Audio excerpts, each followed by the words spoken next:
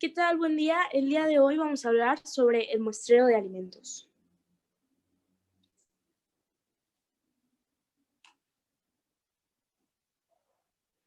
En el análisis de alimentos se busca verificar si se cumple o no con los requerimientos establecidos de calidad e inocuidad con la finalidad de proteger a los consumidores.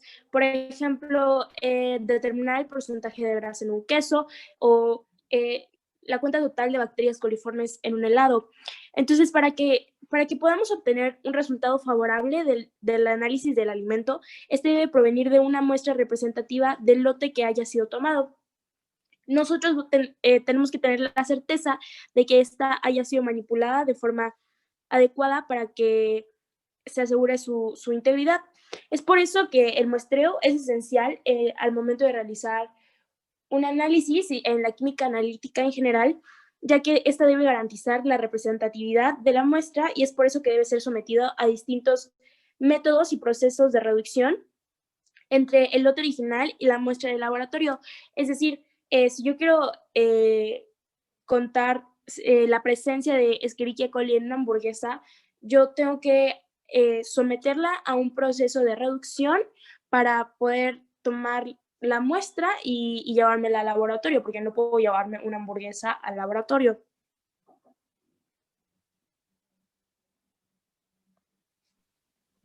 El muestreo. El muestreo es un proceso necesario para conseguir en una reducida cantidad de producto una muestra que resulte ser representativa del material a analizar. El propósito del muestreo es una medición aleatoria de las características de calidad del lote de producto para determinar si se acepta o se rechaza. Cabe recalcar que la calidad del muestreo y de los datos analíticos es un factor determinante de la calidad de la base de datos. El plan de muestreo. A través del plan se inspecciona y se clasifica un lote. El plan estipulará el número de elementos que habrán de ser seleccionados en forma aleatoria en el lote a inspeccionar, que constituirán la muestra, así como las recomendaciones para evitar que la muestra sea contaminada. En el plan se documenta toda la información necesaria que pudiera afectar a la muestra y en consecuencia al resultado.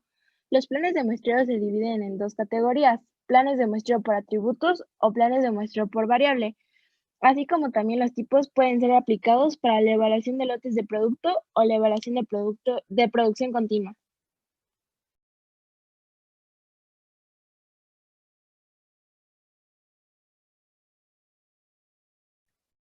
Tipos de muestreo. Para los tipos de muestreo tenemos tres que son los más comunes. En realidad existen más tipos de muestreo, pero estos son los que se recomiendan al hacer análisis de alimentos. Muestreo aleatorio. Este tipo de muestreo es adecuado para almacenes o anaqueles, es decir, para contenedores grandes.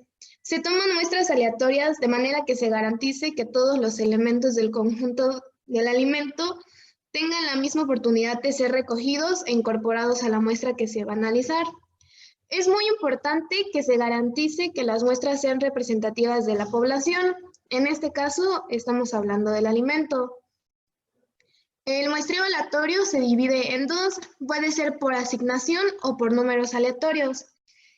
En el método por asignación consiste en asignar un número a cada muestra que compone a la población, anotar los números en papelitos y después tienes que meter los papelitos en una urna. Mezclas y después sacas los papelitos, es decir, pues una rifa. De ahí tenemos muestreo aleatorio por números aleatorios. Este método consiste en asignar un número a cada muestra que compone a la población y se escoge la muestra usando una tabla de números aleatorios.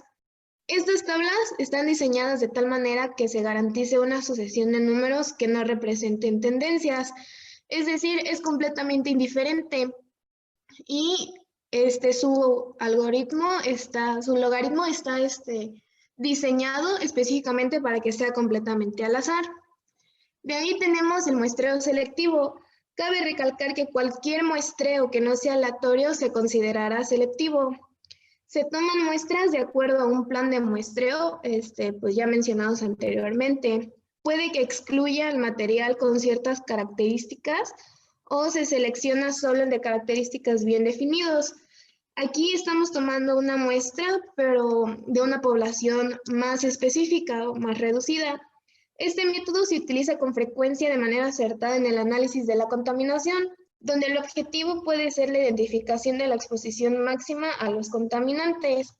Y se divide en dos, que es el muestreo geométrico y el muestreo por producción tiempo.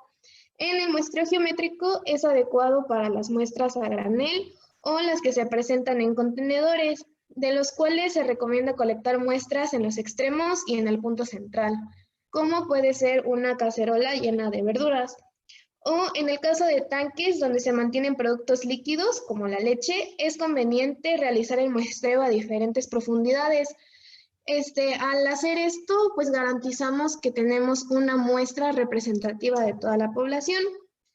En el muestreo por producción tiempo, pues si queremos agarrar la muestra directamente de la línea de producción, tenemos que establecer el tiempo en el que se tomará cada muestra. Por ejemplo, no sé, si tenemos una envasadora de jugos que envasa cada 8 horas, pues tendríamos que hacer un plan y hacer unos parámetros de tiempo para que cada cierto tiempo estemos tomando la muestra. Y también cabe recalcar que para alimentos líquidos debemos de agitar para asegurar la homogenización del producto. Y en el caso de alimentos sólidos, pues la obtención de la muestra depende del tipo de alimento. Por último, tenemos el muestreo de conveniencia.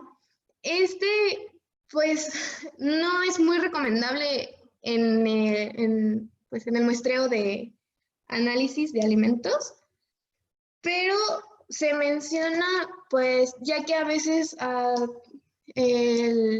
pues el laboratorio tiene algunos problemas que pues lo llevan a hacer este tipo de muestreo. Aquí se toman muestras en función de la accesibilidad, la utilidad, el costo u otra razón no relacionada directamente con los parámetros de muestreo.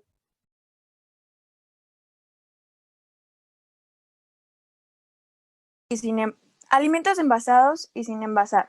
Los alimentos envasados es aquella unidad de venta que se presenta formada por un producto alimenticio y el envase o empaque que ya ha sido acondicionado previamente antes de ponerse a venta.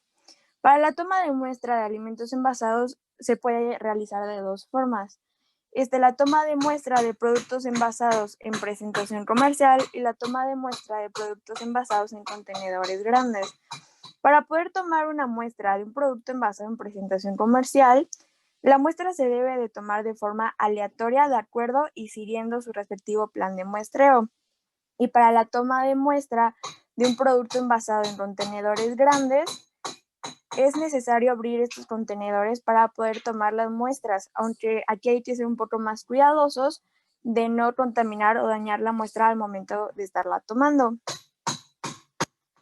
Para poder obtener una muestra representativa de cada tipo de alimento es necesario seguir un tratamiento. El número 1 es alimentos líquidos, el cual se tiene que homogenizar por medio de la agitación. Se puede emplear una licuadora o batidora. Para los alimentos duros, un ejemplo de ellos es el chocolate, estos deberán de rallarse. 3. Alimentos en estado coloidal. Estos se tienen que homogenizar lo mejor posible y de igual manera que el anterior se puede utilizar una licuadora o una batidora. Para los alimentos secos se debe pasar a través de un molino para después mezclarlo todo en un mortero. Y como final, alimentos embebidos líquidos se separa del líquido y se trata en una licuadora, aunque aquí también se puede decir de que si también quieres analizar el líquido de este tipo de alimentos, se puede llevar a cabo, pero sería por aparte. Alimentos sin envasar. Los alimentos sin envasar hacen referencia a aquellos alimentos que se presentan sin ningún tipo de envase o de empaque, es decir, los alimentos de consumo inmediato. Pueden ser los que se suministran en restaurantes, comedores, bares o algunas otras instalaciones. Para la toma de muestra de este tipo de alimentos es necesario y recomendado de que el encargado de preparar y manipular dichos alimentos sea el encargado de introducir la muestra a los recipientes utilizando los utensilios que utiliza día a día. para la manipulación de estos. Especificaciones generales de los alimentos sin envasar. En sí son 4 y el primero es toma de temperatura. Si es necesario tomar la temperatura de un alimento sin envasar, también será necesario que el termómetro esté desinfectado o, pues, si es mejor, esté esterilizado. Y también cabe decir de que al alimento que se le tomará la temperatura no tiene que ser el que se va a llevar a un análisis, sino que va a ser el mismo alimento del mismo recipiente, pero no el que se va a analizar. 2. Alimentos que se expenden al aire libre. Para este tipo de alimentos no se requieren precauciones estrictamente asépticas. Sin embargo, se evita a toda costa cualquier contaminación exterior y no prevista. 3. Traslado, temperatura y tiempo. Si el traslado al laboratorio es menor a 1 hora, los alimentos preparados calientes se pueden trasladar a esta misma temperatura. De lo contrario, si la temperatura está al medio ambiente, se tienen que trasladar, pero en refrigeración. 4. Los alimentos sólidos. Si es necesario cortar algún alimento sólido, estos se tienen que cortar, pero utilizando los utensilios con los cuales se manipulan en el restaurante o en la instalación en la que se sirve. Alimentos a granel. Los alimentos a granel hacen referencia a cualquier carga que se efectúa en grandes cantidades y de igual manera los cuales se comercializan sin envasar ni empaquetar. Para poder tomar la muestra de un alimento a granel, existen 2 formas. La primera es toma de muestra en contenedor sin conducto de salida y la toma de muestra en contenedor con conducto de salida. Para poder tomar la muestra de un alimento a granel en un contenedor sin conducto de salida, se deberá de tomar varias muestras de los extremos y varias muestras del centro del contenedor. Y para poder tomar la muestra de un contenedor con conducto de salida, antes de tomar la muestra se debe de abrir el conducto de salida y dejar pasar varias fracciones para poder limpiar dicha salida con el flujo de estas saliendo.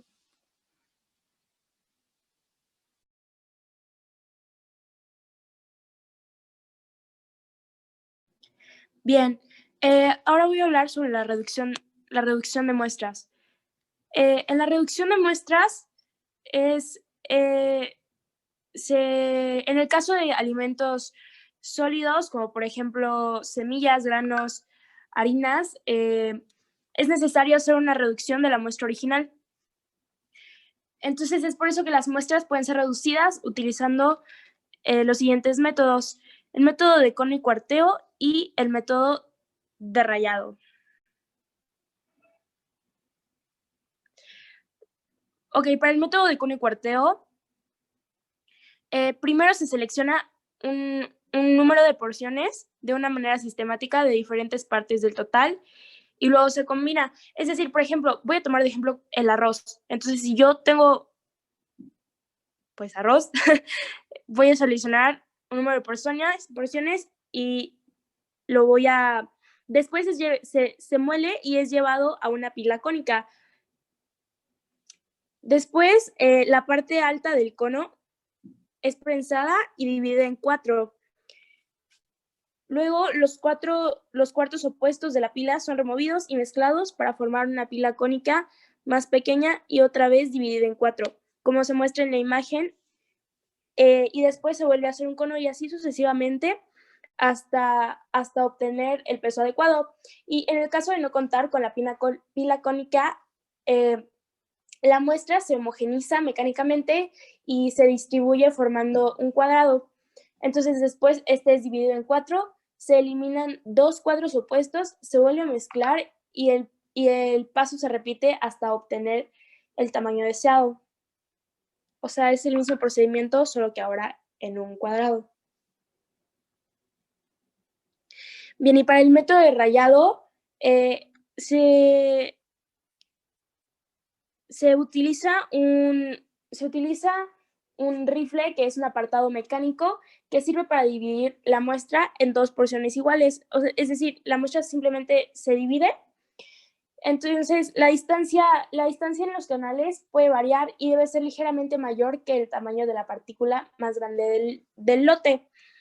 Y después el material es introducido a la parte alta de la caja y emerge en el lado opuesto de dos porciones iguales.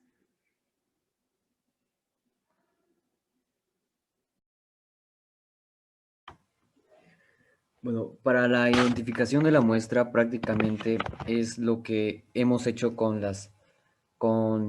todo proceso que para revisar una muestra, obviamente, que es el etiquetado, que siempre tenemos que rotular nuestros, ya sea tubos, cajas Petri, lo que tengamos que identificar. En este caso, en la identificación de los alimentos, la información que debe llevar el etiquetado es la identificación única, que es el número de acta u oficio, la fecha en la que se realizó el muestreo, el lugar donde se realizó, la hora, la descripción genérica del producto, el número de lote, de qué lote se sacó el alimento, la temperatura de la toma de muestra, si es que procede, y los parámetros a analizar, y el nombre y firma del mostrador. Esta etiqueta es necesariamente y esencial que sea etiquetada en la parte de la tapa y el cuerpo del frasco, si es que usamos un frasco, o en la caja, o en el nudo o el cierre de la bolsa, si es que utilizamos esos, para poder ver si la muestra no está alterada o violada, ya que eso puede generar algo una alteración, como dice su nombre, en la muestra, en el resultado. En la conservación y transporte es necesario manejar y transportar la muestra de tal manera que se garantice su integridad. Tenemos que evitar la exposición de la muestra a la luz directa, ya que a la luz del sol, porque es del sol prácticamente hace que los microorganismos se multipliquen y eso hace que la muestra ya no sea tan confiable. Y de esa manera también tenemos que transportar la muestra de alimentos lo más pronto posible para entregar al laboratorio, y tiene que ser transportada a una temperatura de entre 2 y 8 grados centígrados, y tenemos que mantener esa temperatura de análisis que no debe pasar las 24 horas después de su recolección. Los alimentos congelados no deben pasar de los 0 grados centígrados, y también es recomendable usar refrigerantes comerciales o bolsas de plástico con hielo potable para refrigeración. En este caso puede ser los anticongelantes. También tenemos que evitar que sufran deterioros en el transporte, y o sea, tenemos que tratarlos con delicadeza, y los productos comerciales deben ser transportados en su base original. No se puede utilizar otra bolsa o frascos, y no tenemos que usar sustancias químicas durante transporte para no alterar su composición. Eso sería todo de mi parte.